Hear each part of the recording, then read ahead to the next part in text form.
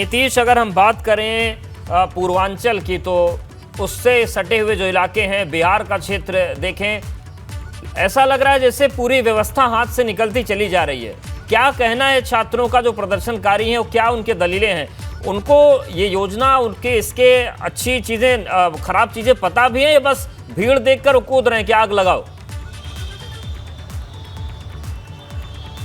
निश्चित तौर पे अवधेश जी, आज जिस तरह से अग्निपथ का बवाली शुक्रवार इसे हम कहेंगे इसलिए कि पूरे पूर्वांचल में विरोध की जो तस्वीरें सामने आई हैं, जिस तरह से कहीं आगजनी देखी गई, कहीं तोड़फोड़, कहीं पथराव, आम जनता सड़कों से गुजरती रही, उसके साथ मारपीट की गई। ऐसी स्थिति में ये कहना गलत नहीं होगा कि जो विरोधी लोग थे, जो विरोधी इस पूरे मामले में अपना उग्र प्रदर्शन कर रहे थे, लोगों के साथ मारपीट कर रहे थे, उन्हें इस अग्निपथ के बारे में कोई जानकारी ही नहीं थी। वो जो विरोधी थे उनको देखकर बस पीछे चल दिए। और इतना ही नहीं, आखिर एक तरह के जो डंडे हाथ में पकड़े हुए थे, इन डंडों को पकड़वाने वाला कौन है, इसके पीछे का सच भी बाहर आना जरूरी है।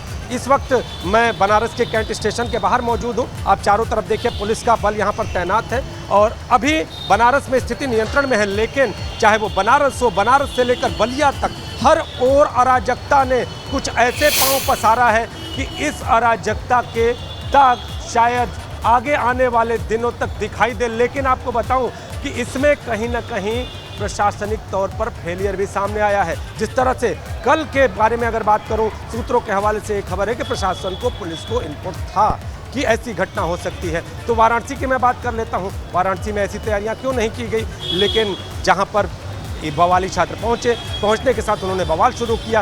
पुलिस उस समय कमजोर दिखी, लेकिन कुछ देर बाद पुलिस यहां पर पहुंची और कंट्रोल कर लिया।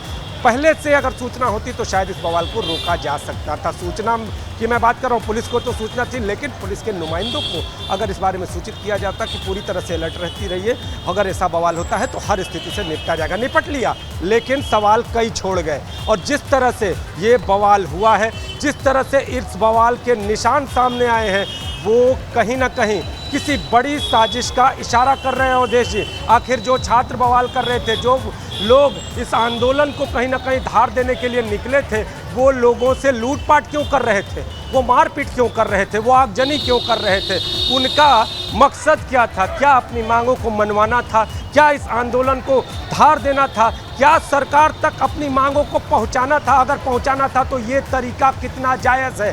क्या इसके पीछे तो कोई नहीं है? ये सारी बातें अभी जांच का विषय है, जांच की जा रही है। वाराणसी में भी कुछ लोगों की गिरफ्तारी हुई है और वाराणसी से बलिया तक कई लोग पुलिस के राडार पर हैं। बिल्कुल नितिन, ये बताइए कि आगरा और आसपास के इलाकों की क्या स्थिति है, क्योंकि एक्सप्रेस वे जो उधर से गुजरता है वहां पर तो बिल्कुल हालात बेकाबू दिख रहे हैं। जो तस्वीरें अनिल ने दिखाई, जो तस्वीरें प्रदीप ने दिखाई, क्या स्थिति है और क्या इसमें कोई साजिश दिख रही है क्या?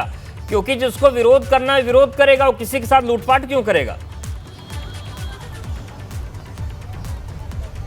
देखिए, बिल्कुल देखिए, अब देश पहले किसान और इसके बाद जवान, दोनों ऐसे वर्ग हैं समाज के जिनकी सरकार बेहतरी चाहती है, लेकिन वो कम्युनिटी कहीं ना कहीं कन्विंस नहीं हो पा रहे हैं और किसानों का बिल वापस लेना पड़ा। और अब जवानों को लेकर जिस तरह से अग्निपथ योजना आई है, और आज बात की जाए, सुबह सबसे पहले स्थिति खराब हुई थी फिरोजाबाद में। फिरोजाबाद में एक्सप्रेसवे पर बैरिकेड डाल के कई सारी बसों को तोड़ दिया गया। वहाँ आनन फानन में फिरोजाबाद के डीएम और एसएसपी पहुँचते हैं। और ऐसे ही आगरा में बात की जाए तो आगरा में जो पूरा इलाका है, जो फतेहपुर सीकरी और ग्वालियर रोड का जो इलाका है, वहाँ ज़बरदस्त तरीके से वहाँ सड़कों पर 1 घंटे जो कहा जाए आक्रोशित छात्रों ने प्रदर्शन किया।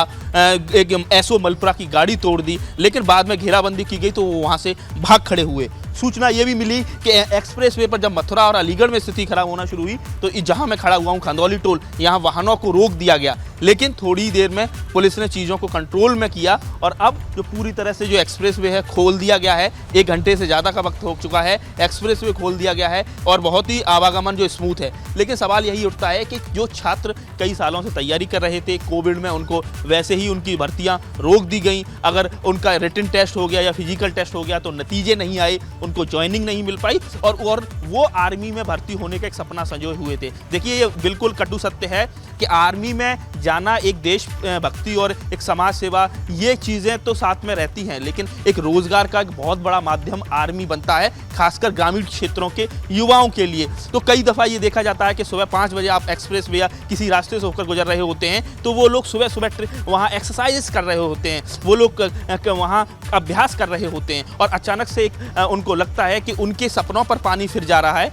तो वो लोग कहीं ना कहीं अधीर हो रहे हैं, वो कानून अपने हाथ में ले रहे हैं, और यही वजह है कि कानून हाथ में ले रहे हैं। और हमारे साथ डिफेंस एक्सपर्ट पीके सहगल सर भी हैं। सर, सेना में 4 दशकों से ज्यादा का आपका कार्यकाल रहा, और जिस तरीके की स्थितियां बन रही हैं, हम मानते हैं कि ये जो आपके अनुभव के मुताबिक आपने बताया कि योजना अच्छी नहीं है और विरोध करना सबका संवैधानिक हक है, लेकिन जो लोग सड़कों पर उतरकर बसों को आग लगा दे रहे हैं, थाने चौकियों में आग लगा रहे हैं, ट्रेनों में आग लगा रहे हैं, क्या आप मानते हैं कि दिमागी रूप से इतने परिपक्व हैं कि एक सेना की नौकरी कर सके? थोड़ा तो इनको अपनी सहृदयता, संवेदनशीलता या अक्ल दिखानी चाहिए। क्या आप मानते हैं कि ऐसे लोग सेना जैसी जिम्मेदार नौकरी के काबिल हैं जो ट्रेनों को आग लगा दें? मैं आपकी बात से बिल्कुल सहमत हूँ, ऐसे लोग बिल्कुल फिट नहीं हैं, लेकिन ऐसे लोगों के पीछे वो तमाम ताकतें हैं जो देश में हर प्रकार से सरकार के किसी भी फैसले को अपोज करते हैं। तो सरकार को इसमें ध्यान रखते हुए अपोजिशन को पहले उनको समझाना था, इस इशू को पब्लिक डोमेन में रखना था, बड़े पैमाने पर डिस्कशन करनी थी, फिर ट्रायल एवेल्युएशन करना था, एक छोटे स्तर पर रखते और सक्सेसफुल होने के बावजूद फिर बड़े स्तर पर इस पर लाते। लेकिन एकदम से सडनली अनाउंस कर दिया और कहा कि हमने 3 साल से कोई भर्ती नहीं की, अभी से भर्ती इस माफिक होगी और केवल यही साधन होगा। इससे लोग बहुत ज़्यादा भड़क उठे हैं। उनको साफ तौर पे लगता है कि उन्होंने जो 3-3, 4-4 साल से मेहनत कर रहे थे, वो मेहनत में पानी फिर गया, क्योंकि कुछ तो उस एज को क्रॉस कर चुके थे। उसी को निगाह में रखते हुए करने का भी इस साल की एंट्री एज को 23 साल तक किया जाएगा। लेकिन अगर ये पहले ही चीज़ें सोच ली होती, इसकी लोकप्रियता को जांच लिया होता, इसका ट्रायल वैल्यूएशन कर लिया होता, इतनी बड़ी क्रांतिकारी स्कीम को लाने से पहले, तो इस माफी की घटनाएं नहीं होती। बड़ा लाजमी था इसको लोकसभा में, राज्यसभा में डिस्कस करना चाहिए था, बहुत बड़े पैमाने पर इसको मीडिया के माध्यम से ब्रेनस्टॉर्म करना चाहिए था, ताकि जितनी भी इसमें कमजोरियां हैं, खामियां हैं, लोगों के इसमें क्या कहते हैं जो डाउट्स हैं, खास करके युवकों के कॉलेजेस में इसके डिस्कशन होनी चाहिए थी, स्कूलों में डिस्कशन होनी चाहिए थी, उनके सारे व्यू पॉइंट्स को लेकर उनको साथ लेके चलना था।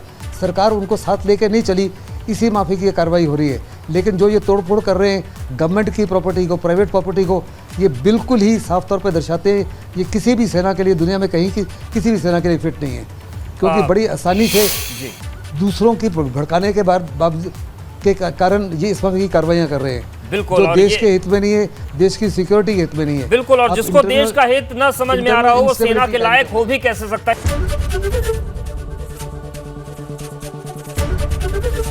एबीपी गंगा, खबर आपकी, जुबान आपकी।